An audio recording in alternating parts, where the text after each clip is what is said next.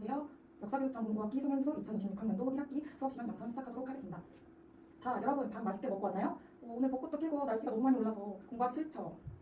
하지만 오늘 수업 분량이 나가야 다음 또 처지지 않고 계속 수업을 진행할 수 있기 때문에 오늘 수업도 진행해 보도록 하겠습니다. 우리 지난 시간에 어디까지였죠? 홍상대원군이 척합의를 세우면서 외국 세력들과 수교를 하지 않겠다. 통상 거부 정책에 대해서 먼저 배웠었죠. 이제 이번 수업부터는 대항과 근대적 조약 체제에 대해서 배워보도록 하겠습니다. 이 근대라는 단어가 어디서부터 시작했냐를 많은 학자들이 각 학자들이 논란으로 삼으면서 근대가 언제부터 시작되는지를 아직까지도 정확하게 정리되지 못하고 있지만 그래도 많은 학자들이 대부분 근대는 강화도 조약부터 시작되었다라고 말하는 경우가 많은데요. 이 강화도 조약을 오늘 수업 시간에 배워보도록 할 건데 그 전에 앞서서 우리가 오늘 먹었던 점심 어디서 먹었죠? 바로 식탁에서 먹었죠. 그리고 지연이처럼 예쁘게 단발로 자른 그 학생들의 모습 그리고 선생님이 입고 온 이 정장 차림을 150년 전에는 한국에서는 조선 땅에서는 볼 수가 없어요. 그런데 이 문화가 발달되고 새로운 모습이 발견된 것이 이제 근대 이후라는 것을 오늘 이제 그 시작을 배우도록 하겠습니다. 그래서 먼저 학생 목표를 같이 한번 읽어보도록 하겠습니다. 근대 국가를 수립을 위한 세력들의 도력을 설명할 수 있다. 개화 정책의 원인을 말할 수 있다. 강화도 조약의 의미와 배경을 설명할 수 있다. 개화라는 것은 한자를 살펴보자면 열개, 대화, 변화하는 시대에 맞게 새로운 지식을 수용하면서 그 지식의 수용을 통해서 백성들을 교화한다라는 의미를 갖고 있는데요. 이 개화하게 된 그 원인, 배경을 먼저 살펴보도록 하겠습니다.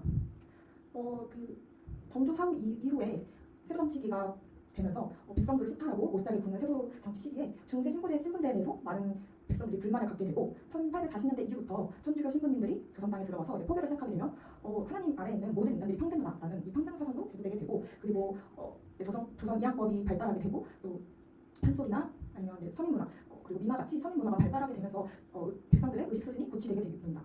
그리고 북에서는 태평천국의 난이라고 중국의 농민들도 정부에 대해서 우리 이렇게 더 이상 못 살겠다 하면서 1853년에 일으킨 난을 태평천국의 난이라고 하고 또 영프연합군의 국경 침략 등등 중국에서도 우리가 보고 있던 중국에서도 이렇게 불안정한 정세를 보면서 우리나라도 빨리 새로운 문화를 받아들여서 개화를 해야겠다라고 생각을 하게 됩니다. 이런 개화 정책의 중심에 있었던 대표적인 인물들이 있는데요. 바로 오경석입니다. 이 오경석은 대대로 한 8대 정도 역관 가문의 집안 출신이라고 하는데 중국어 통역관이었어서 청나라에 방문을 하게 되면서 지금 중국 중세가 이렇게 불안정하구나 우리나라도 빨리 개화 정책을 실시하지 않으면 뒤처질 수 있겠다라고 생각을 하면서 이 옆에 있는 사진의 이 사진이 해국도지인데 이 해국도지는 전 세계에 있는 세계의 지리지입니다. 그 지리지를 통해서 그 나라의 지리나 아니면 외교 아니면 군사 이런 정보 등을 중국인이 서술한 책인데요. 이 해국도지를 조선에 갖고 오면서 조선에 있는 사람들이 해외 그 정세에 대해서 많이 알 수 있도록 도움을 준 사람입니다. 그 추사 김정희의 금서각 제자라고도 하고 중국 중세의 위기감을 많이 느껴서 개화 정책을 빨리 실시해야 한다고 주장했던 인물입니다. 그리고 박규수라는 인물도 엄청 중요한 인물인데요. 조선 후기 대표적인 실학자 박지원의 손자이면서 양반 가문이셨겠죠. 이 박규수가 청나라의 사절단으로 다녀오면서 지금 중국 정세가 엄청나게 급격하게 변화되고 있구나를 실감하게 됩니다. 그리고 우리가 지난 시간에 배웠던 1866년 평안도 병인양로를 진압하기 위해서 평안도의 관찰사로 파견된 인물이기도 합니다. 그리고 마지막으로 이 박영로는 박규수의 제자이자 또 고종 황제의 사위이기도 합니다. 이렇게 또 전국의 중심의 인물에 있던 박영로는 우리가 배를 강화도 조약을 맺고 난 이후에 일본의 그 발전된 문물을 우리가 시찰하고자 하는 이러한 수신사를 보내게 되는데 그 수신사를 수행하는 인물 중에 한 명입니다. 그래서 그런 급격하게 변화된 일본의 발전된 문물을 보고 갑신정변을 우리나라도 일으켜야겠다 하면서 그 갑신정변의 주도 세력으로 되기도 하고 그 이후에는 또 친일파로 변절되기도 합니다. 이 사진을 보면 되게 못되게 생겼죠. 자, 그리고 이제 조금 판서로 한번 1860년대부터 80년대까지 간략하게 굵직굵직한 사건들을 먼저 정리를 해보도록 하겠습니다. 판서가 조금 잘 안 볼 수 있어서 조금 양해 부탁드립니다.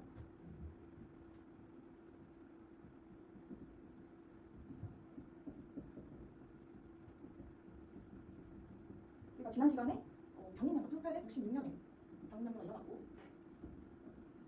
그리고 제나라 천문호 사건이 평양에서 일어났다고 했죠.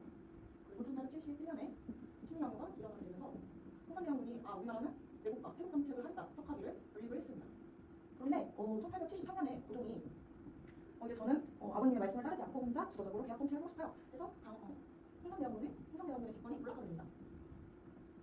집권이 실패하게 되고 그리고 1875년 일본이 국교를 맺자고 서계를 보내게 됩니다. 그런데 이 서계를 조선 정부에서 우리는 너희와 수교하지 않겠다 반대를 하면서 일본에서는 정한론이 대두되게 됩니다. 그래서 이제 관계가 안 좋아진 이 상태에서 1875년 9월 일본 군함 인료가 강화도 앞에 침범을 하게 됩니다. 우리 정부는 갑자기 이따만한 군함이 우리나라 그 앞에 바다에 나타났으니까 깜짝 놀랐겠죠. 근데 뭐 대응을 할 이유가 없으니까 그냥 가만히 있었는데 갑자기 이 운영에서 먼저 100% 초지진에 가격을 시작합니다. 우리나라는 아직 그 포로나 이런 게 제대로 발전이 되어 있지 않아서 일단 일본의 그 공격에 무자비하게 공격을 당하게 됩니다. 그래서 이제 영동도에 상륙을 하게 되고 조선의 문호 개방을 요구를 합니다. 그 이후부터 조선과 일본이 협상을 시작하게 되면서 이제 1876년도에 맺어지게 된 게 강화도 조약입니다. 예를 들어서 운영 사건과 1876년에 운영 사건이 일어나고 이 결과로 인해서 강화도 조약을 맺게 됩니다. 자, 그래서 강화도 조약의 좀 세부적인 내용을 먼저 살펴보기 전에 이 운영 사건을 조금 더 영상을 자세히 살펴보도록 하겠습니다.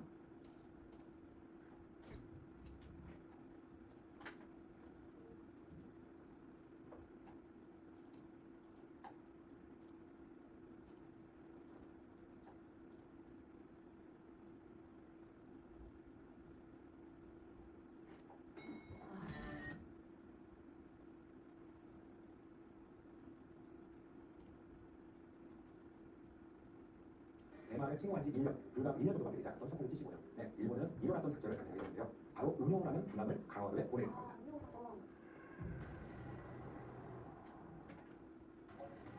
운용을 그린 그림입니다. 여기 왼쪽에 까만 별 보니까 뭐 떠오르는 거 없어요? 이게 두 개가 있고, 그렇죠.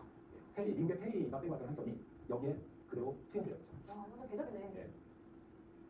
그리고 페리와 똑같이 조선의 통상교육을 하자고 요구하게 되죠. 하지만 약간 다른 점도 있어요. 페리와 좀 달랐던 점이 있어요. 페리 무력 실력이 내려가 정확하게 고정됐죠.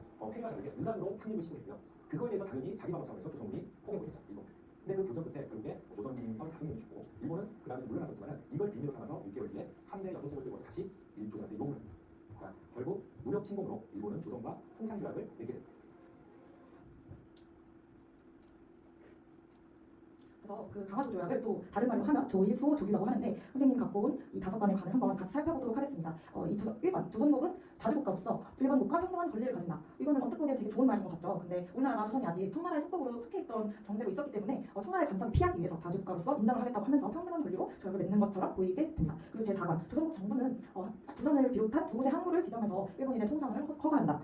이건 대놓고 그냥 여기 그 항구를 개항해갖고 여기서 우리 이제 무역하면서 조금씩 침범을 하겠다라고 한 내용이고요. 그리고 제7관 일본국 항해자들은 수시로 해안을 침략할 수 있도록 허가한다. 이것도 일단 적을 알아야 제대로 싸울 수 있겠죠. 그렇기 때문에 일단 조선의 해안을 먼저 막았고 어떻게 하면 더 빨리 침범할 수 있는지를 살펴볼 수 있는 이 해안 침략권을 허가하도록 요구를 합니다. 그리고 제9관 양국 국민은 각자 자유롭게 무역을 하면서 관리들은 간섭하거나 제한할 수 있는 것을 금지할 수 없다. 이것도 무역을 이제 할 수 있도록 허가해달라 하는 것을 주장하고 10번 이것도 중요한 내용 중에 하나입니다. 일본국 국민이 조선국에 와서 죄를 범했는데 그 죄를 조선국 국민과 관련된 사건일 때는 모두 일본국 관원이 심판한다. 일본에 와서 갑자기 어떤 조선 국민을 칼로 찔러 죽여도 조선국에서는 이 죄를 심판할 수 있는 권리를 갖지 못하게 되는 형사재판권을 갖게 요구하게 됩니다. 근데 이제 그 당시 조선은 힘이 없었기 때문에 일본 요구하는 이런 조건들을 모두 체결하게 됩니다. 같은 해 조일수 조규 부록이라는 조금 더 우리 이런 내용을 더 추구하고 싶어 이걸 더 요구한다 이러면서 두 개의 여러 개가 있는데 좀 더 중요한 두 개의 관을 갖고 왔는데 제4관 부산 항구 시작부터 이제 그 무역을 할 수 있는 그 허용되는 범위를 심리라고 지정합니다. 여기가 4km인데 그러면 심리 40km면 엄청나게 넓게 무역을 할 수 있도록 허가해달라는 것이고 이 안에서는 당연히 일본인민 마음대로 토산물이나 이런 물산을 차업할 수 있다라는 것을 허락해달라고 요구를 하고 그리고 일본의 화폐를 우리나라에 와서 소유 어떤 그 물건이랑 물밀교환할 수 있다는 것을 허용해달라고 요구를 합니다.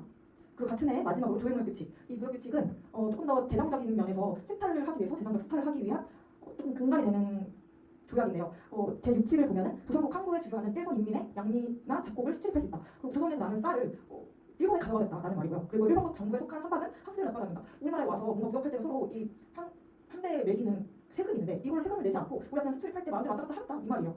그래서 되게 엄청 불합리한 이런 조약을 조선 입장에서는 힘이 없기 때문에 수교를 맺게 됩니다.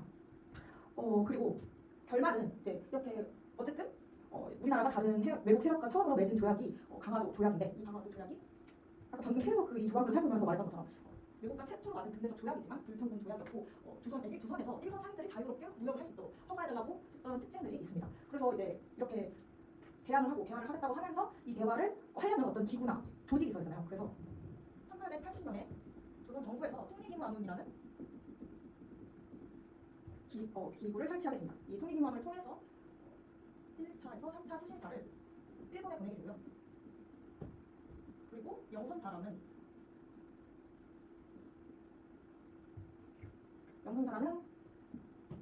외국 문물을 시찰하고 와라. 그래서 우리나라 개화 정책에 반영을 하겠다 하는 것과 그 이제 또 청에서 그 이제 군대 우리 힘이 없어서 말도 안 되는 그 불평등 조약인 강화 조약을 했잖아요. 이 힘을 새로 키워야겠다 해서 청에서 기기창 모강하여 기기창을 설치를 하고 신식 군대인 별개군을 창설하게 됩니다.